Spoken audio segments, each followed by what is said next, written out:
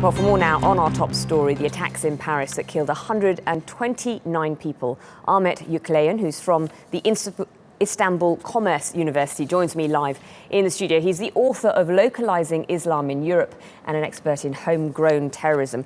Let's look at profiling. That's something that you did in your research. What kind, typically, what sort of person becomes radicalized? Right. Well, unlike some of the traditional perceptions of this profile, they are somewhat educated, so it's not like they're totally uneducated. They're young, so that's one of the first things. Young, early 20s, teenagers sometimes. They are somewhat middle class. That is to say, they have much higher expectations than what they get. So there's a lot of frustration that comes out of that. They're usually single. And they have an hybrid identity that's growing. Do they sometimes feel disassociated with the rest of society? So sometimes some of the profiles that we've seen of past terrorists have been loners. Yes, they're definitely alienated from the larger society.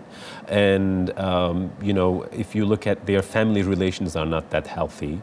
And from the larger society, they feel very much discriminated against. So here we have to understand that their perception of discrimination is much higher than the actual discrimination that they face. Now, we know that Daesh is obviously capitalizing on these weaknesses that these people are exhibiting. Right. And they have a sprawling network, and they're using the web in a way that we've not seen any other terrorist organization use.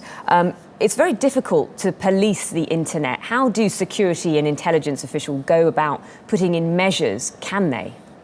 That's, of course, one of the difficulties. The intelligence services definitely have to work on ways of doing this. And there are ways of doing this, and they've been doing it. If you look at some of the suspension of accounts. But the thing is, of course, you can't stop it. So my argument is actually that there should be counter, if you will, propaganda by showing the weaknesses of the ISIS and their propaganda on the internet from the very examples that comes from within, such as the clashes between Al-Qaeda supporters and ISIS supporters in Syria. But some could argue you'd be doing their PR for them. Well, not necessarily, because they have internal conflicts. The only way to put these arguments against them is to bring their internal conflicts and to make a showcase of that. Okay, Ahmet Yukleyen, thank you.